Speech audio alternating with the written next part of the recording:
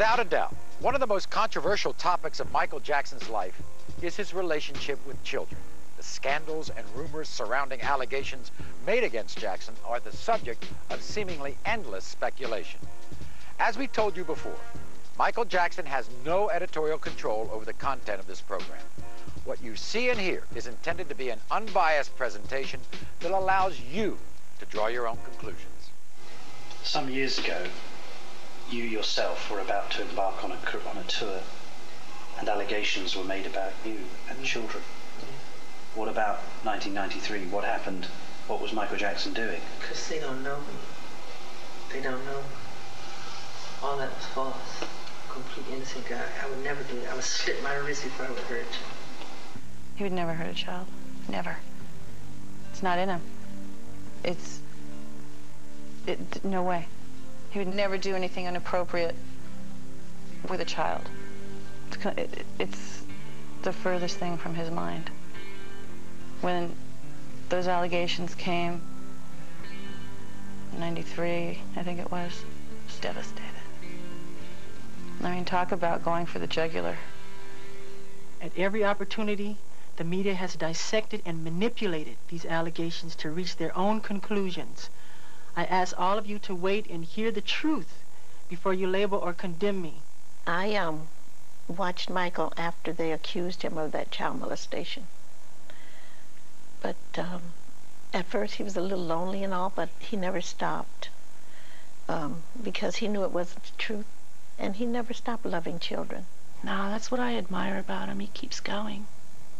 He's not going to give up. And he's going to still give to all of us. I just know it. And Bashirs will come and go. You know? Michael will live forever.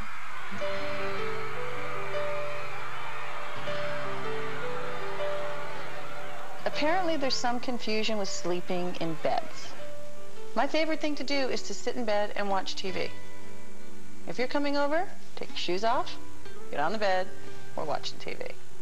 Michael was never indicted. I said he was never charged. He was never anything. Now, they came in this house, right, and they tore this house apart. They went in my mother's safe. They went in, and they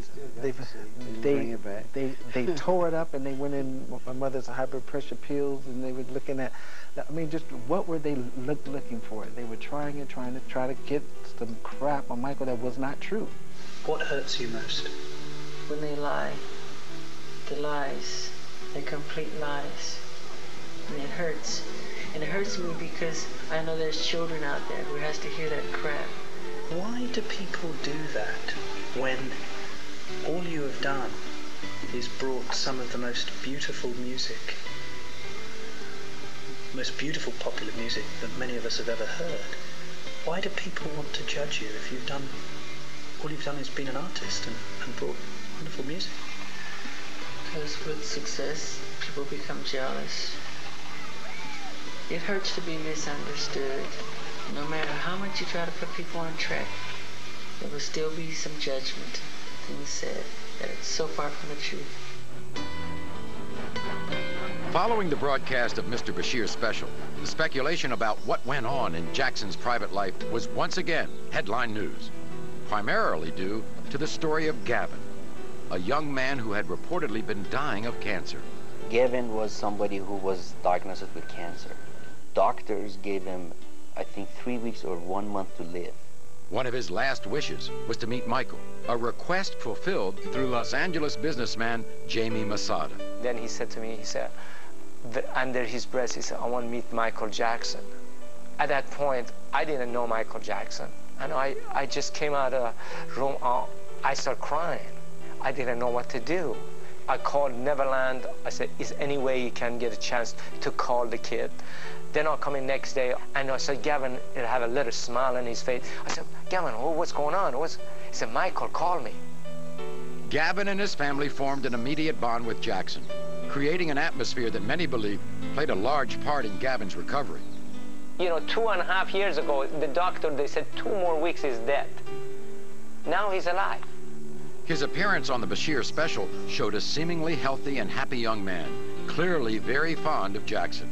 And while Mr. Bashir did touch on Gavin's amazing recovery, many believe that the real focus was on Michael's relationship with the young man, especially the revelation that they had spent the night in the same room.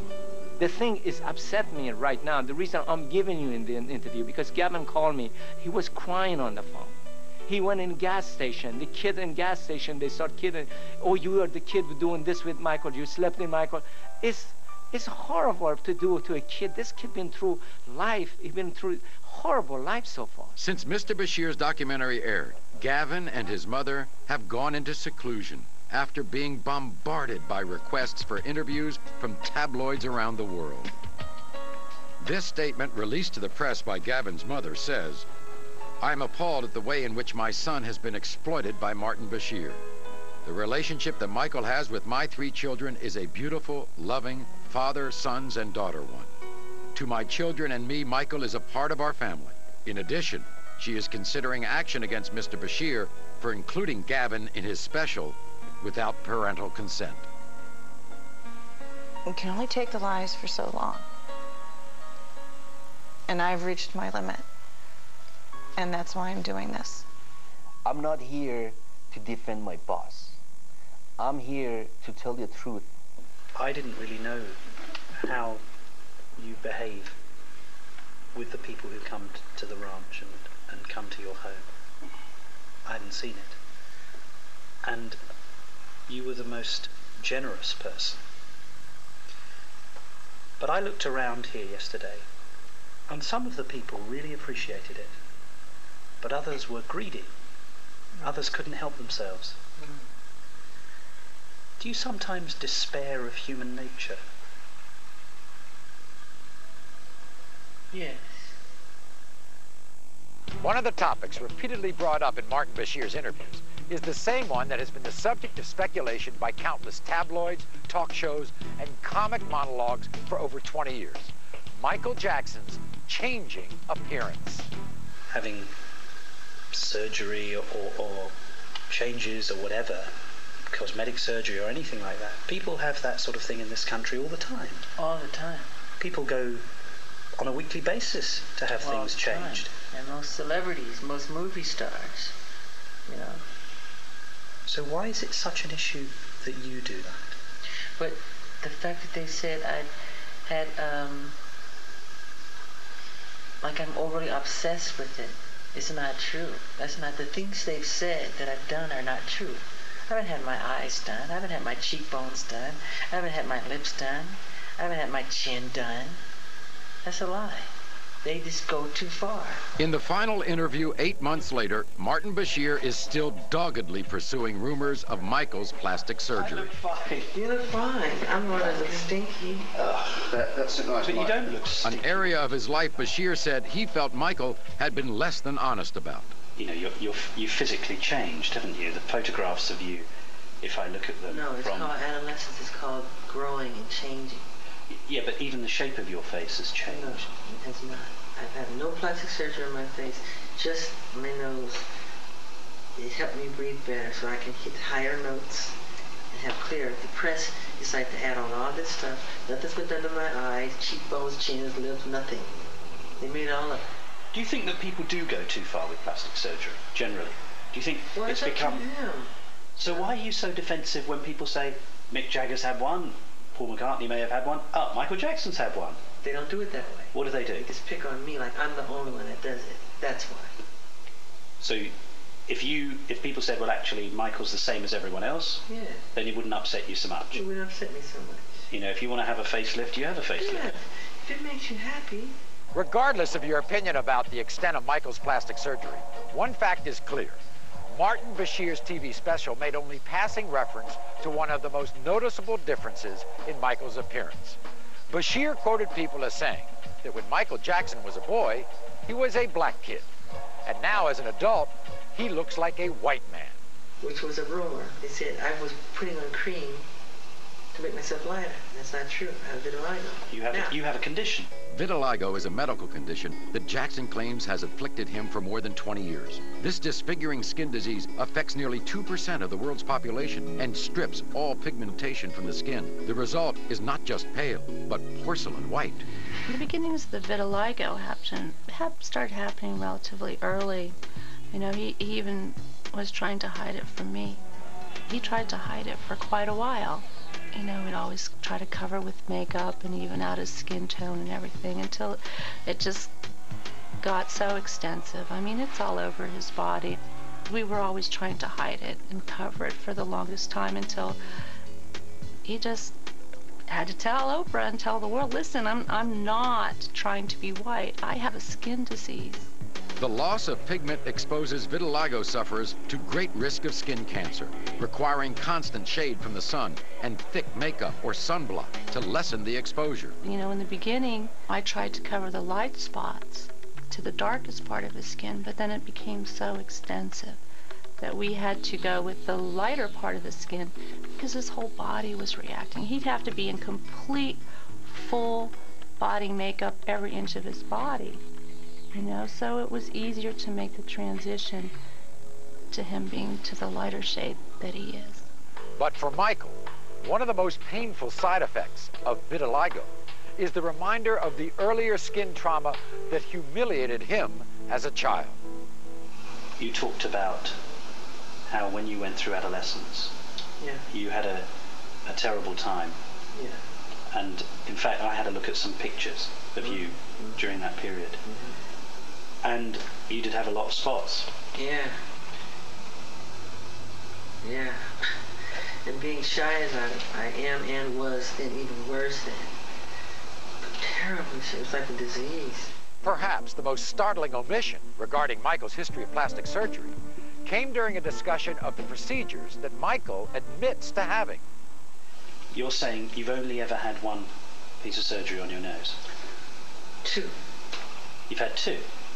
As I can remember. This is where the TV show stops.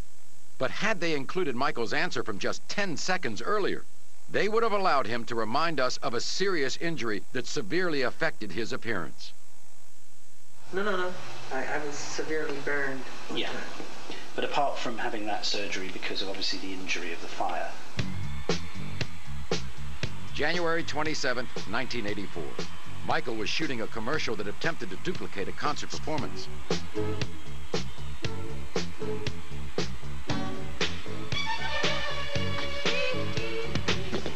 During the last take, a planned pyrotechnic explosion went wrong and ignited Michael's hair on fire. He was so badly burnt on the top of the whole top of his head caught fire right in front of my eyes. And I couldn't do anything about it. I couldn't get to him on time.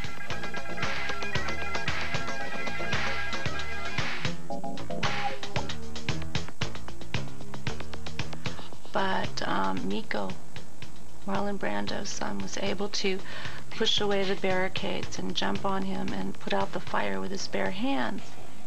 He will have nursing and medical personnel on call 24 hours a day. Due to his very excellent health and his very strong personal and religious commitments, he will have as excellent a recovery as is possible. Michael was rushed to the hospital, where he was treated for 2nd and 3rd degree burns. He later underwent skin graft surgery in an attempt to repair the damage. But as we noted, as severe as this incident was, it was completely ignored by